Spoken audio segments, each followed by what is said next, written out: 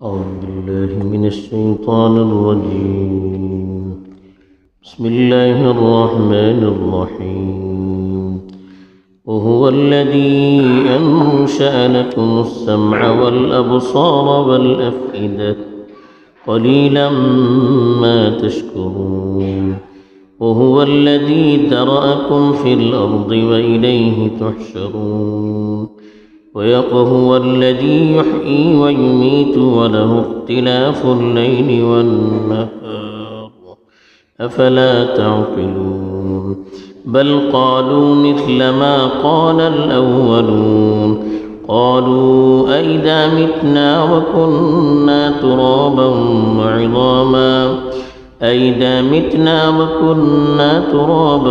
وعظاما أئنا لمبعوثون.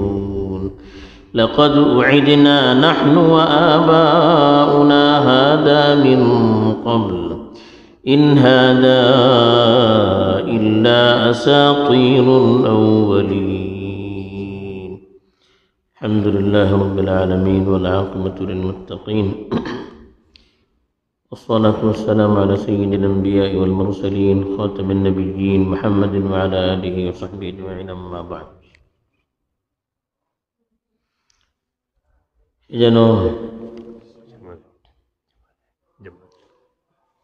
اس سے پہلے جو آیات تھی اس میں اللہ تعالیٰ نے اللہ کے رسول صلی اللہ علیہ وسلم کو تسلی بھی دی تھی کہ جو دعوت وہ پیش کر رہے ہیں وہ بالکل صحیح ہے، صحیح راستے کی طرف دعوت دے رہے ہیں، اور جو لوگ اللہ کی نافرمانی کر رہے ہیں اور اللہ کے نبی کی دعوت سے دور ہوتے چلے جا رہے ہیں، ان کی وجہ بھی بتائی تھی کہ آخرت پر ایمان نہیں رکھتے ہیں اور اتنے بگڑ چکے ہیں کہ عذاب کو ٹالا جائے تو دوبارہ پھر وہی اپنی نافرمانیوں ہی میں مشغول رہیں گے. پھر اللہ تعالیٰ نے بتایا کہ کس طرح ان سے پہلی قوموں کو بھی بار بار اللہ کی طرف سے تنبیہ کی گئی لیکن وہ سنبھلے نہیں، یہاں تک کہ آخرت کے عذاب میں مبتلا ہو گئے. ابھی جو آیات تلاوت کی گئی ہیں اس میں اللہ تعالیٰ اپنی ان نشانیوں کا خاص طور پر تذکرہ کر رہے ہیں جن نشانیوں سے انسانوں کو حق کے پیغام کو سمجھنے اور اللہ کی نشانیوں سے سبق لینے کی دعوت دی گئی ہے، اور اللہ کی طرف سے پیدا کرنے کا کیا مقصد ہے اور مرنے کے بعد کی زندگی اس پر ان کے کیا اعتراض ہیں، ان سب چیزوں کو بتایا گیا ہے. فرماتے ہیں اللہ تعالیٰ وَهُوَ الَّذِي أَنشَأَ لَكُمُ السَّمْعَ وَالْأَبْصَارَ وَالْأَفْئِدَةَ.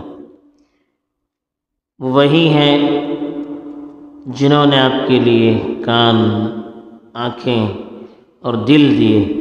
قَلِيلًا مَا تَشْكُرُونَ. لیکن تم لوگ بڑے ہی ناشکرے ہو. پہلی چیز تو اللہ تعالیٰ نے یہ بتائی کہ اللہ کی آیتوں کے سمجھنے کے لیے، اللہ کی نشانیوں کو دیکھنے کے لیے کن چیزوں کی ضرورت ہوتی ہے سبق لینے کے لیے.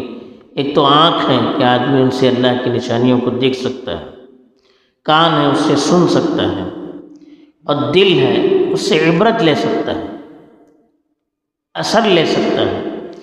یہ وہ اسباب اللہ نے ہمیں دیے ہیں، یا وہ وسائل اور وہ قوتیں اللہ نے ہمیں دی ہیں کہ جن کے ذریعے سے اللہ کی نشانیوں کو ہم سمجھ سکتے ہیں، اس پر غور کر سکتے ہیں، ان سے سبق لے سکتے ہیں.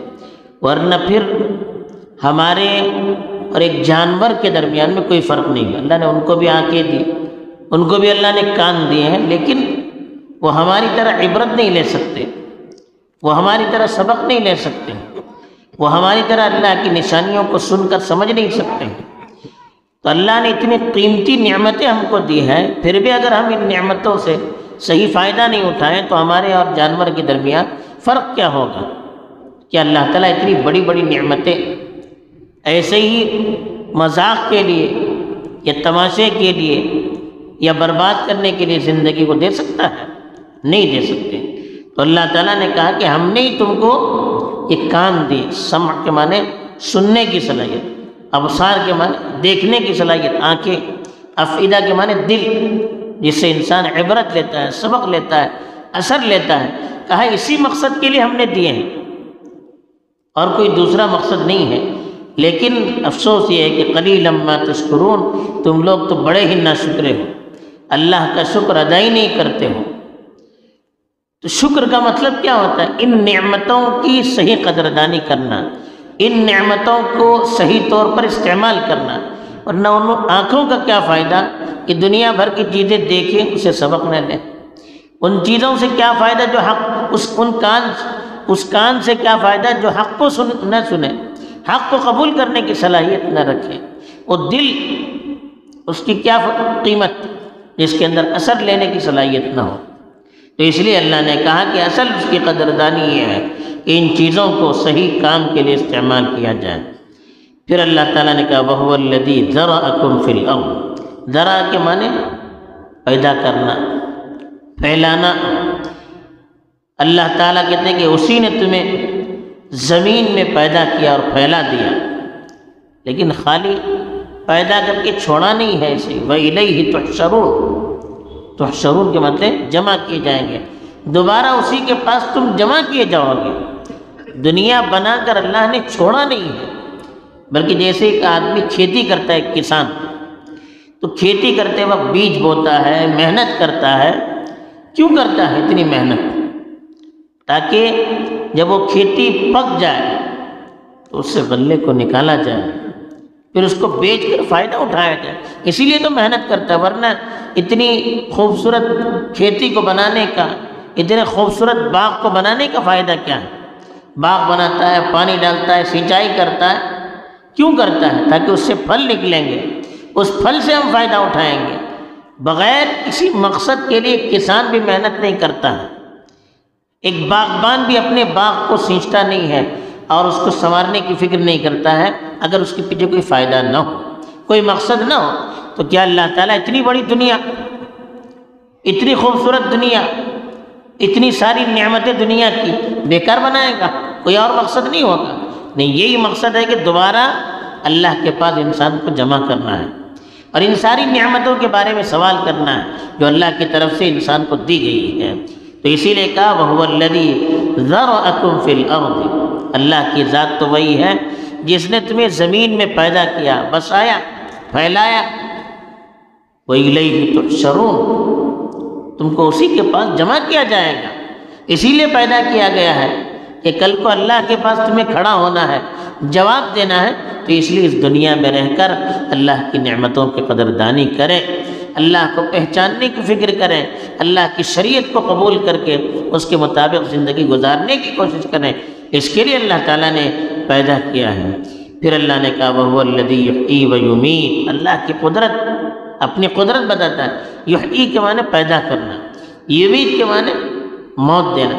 کہا کہ وہی ہے جو تمہیں زندہ بھی کرتے ہیں، موت بھی دیتے ہیں، یعنی دنیا میں لانے والے بھی یہ بھی اللہ تعالیٰ ہے، اور دنیا سے واپس لے جانے کے لیے انسان کو جو موت دیتے ہیں وہ بھی اللہ ہے۔ دنیا میں آنا جانا یہ سب اللہ کی قدرت سے ہوتا ہے، کسی انسان کی اپنی مرضی چلتی نہیں کہ میں جب چاہوں آ گیا، میں جب چاہوں چلا جاؤں گا، ایسا ہوتا نہیں ہے۔ اللہ تعالیٰ خود اپنی مرضی سے، اپنی قدرت سے پیدا بھی کرتا ہے اور اپنی مرضی اور اپنی قدرت سے موت بھی دیتا ہے۔ وَلَهُ اخْتِلَافُ اللَّيْلِ وَالنَّهَارِ، پھر اللہ تعالیٰ نے اس سے بڑھ کر نشانی بتائی۔ اختلاف کے معنی آنا جانا، اختلاف کے معنی کمی بیشی کا ہونا۔ وَلَهُ اخْتِلَافُ اللَّيْلِ وَالنَّهَارِ، لیل کہتے ہیں رات کو، نہار کہتے ہیں دن کو۔ دن اور رات کا آنا جانا یہ بھی اللہ کے حکم سے ہوتا ہے، اسی کی قدرت سے ہوتا ہے۔ دن اپنی مرضی سے آتا نہیں ہے، رات اپنی مرضی سے جاتی نہیں ہے۔ ایسے ہی دن اور رات میں جو کمی بیشی ہوتی ہے، کبھی رات بڑی دن چھوٹا، جیسے آج کل ہو رہا ہے، کبھی دن بڑا رات چھوٹی، یہ چیزیں اپنی مرضی سے ہوتی نہیں۔ اللہ کہتے ہیں کہ اللہ کے حکم سے ہو رہی ہے۔ کبھی آپ یہ نہیں کہہ سکتے کہ دن آیا اور رات نہیں آئی، کبھی دن اپنے وقت سے مؤخر ہو کر آیا، لیٹ آ گیا، ایسا ہوتا نہیں، اپنے وقت پر آتا ہے، اپنے وقت پر جاتا ہے۔ کتنی بڑی اللہ کی نعمت! اگر دن ہی دن ہوتا، رات نہیں ہوتی، کتنا انسان پریشان ہوتا، رات ہی رات ہوتی، دن نہیں ہوتا، کتنا انسان پریشان ہوتا۔ اللہ نے کہا کہ سارا نظام اسی کے قبضے قدرت میں ہے، وہ خود کرنے والا ہے۔ وَلَهُ اخْتِلَافُ اللَّيْلِ وَالنَّهَارِ، دن و رات کے آنے جانے کا سلسلہ اسی کے حکم سے ہوتا ہے، اسی کی قدرت سے ہوتا ہے۔ افلا تعقلون، کیا کبھی اس پر وہ اپنی عقل نہیں لڑاتے ہیں؟ کیسے دن آتا ہے، کیسے دن جاتا ہے، کبھی اس کے اندر کبھی بیشی نہیں ہوتی ہے، کبھی اپنی عقل کو استعمال کر کے سوچتے نہیں ہیں؟ افلا تعقلون، کیا تم اپنی عقل کو دوڑاتے نہیں ہو؟ لیکن اللہ کہتے ہیں کہ لوگ غور کر کے سبق لینے کے بجائے یہ بل قالوا مثل ما قال الاولون، قال کے معنی کہا، اولون کے معنی پرانے لوگ، بلکہ انہوں نے بھی وہی کہا جو ان کے پرانے لوگوں نے کہا۔ کیا کہا؟ پچھلی قوموں کی جو تذکرے پڑھے ہم نے، ان کے جو اعتراضات تھے وہی اعتراضات ان کے بھی ہیں۔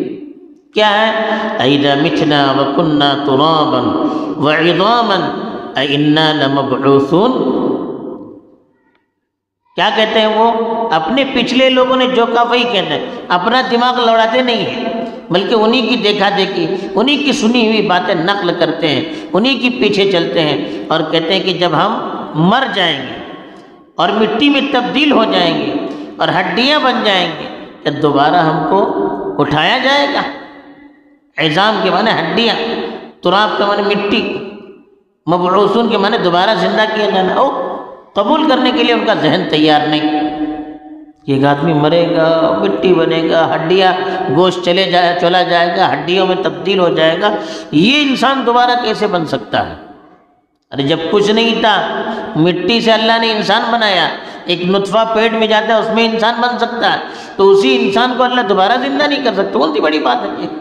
لیکن یہ تسلیم کرنے کے لیے پہلی مرتبہ اللہ بناتا ہے، اس کو تو سمجھتے تھے، لیکن وہی اللہ دوبارہ بنانے پر قادر ہے، اس کو سمجھنے کے لیے وہ تیار نہیں تھے، بلکہ وہ کہتے تھے لَقَدْ وُعِدْنَا نَحْنُ وَآبَاؤُنَا هَذَا مِن قَبْلُ، کہا کہ ہم سے اور ہم سے پہلے ہمارے آباء و اجداد سے بھی یہی وعدہ کیا گیا تھا، یعنی یہ نئی بات نہیں ہمارے لیے، ہم سے پہلے ہمارے جو آباء و اجداد تھے ان کے پاس جو رسول آئے تھے وہ بھی یہی کہتے تھے کہ مرنے کے بعد ہڈی بنیں گے، مٹی میں تبدیل ہو جائیں گے، پھر دوبارہ پیدا کیے جائیں گے۔ یہی وعدہ ہمارے پرکھوں سے بھی کیا گیا تھا، لَقَدْ وَعِدْنَا نَحْنُ وَآبَاؤُنَا هَذَا مِن قَبْلُ، بلکہ وہ کہتے ہیں کہ اس چیز کا وعدہ تو ہم سے اور ہمارے آباء و اجداد سے اس سے پہلے کیا گیا تھا، لیکن ان هذا الا اساطیر الاولین، یہ تو پرانے لوگوں کے افسانے ہیں، کہانیاں ہیں۔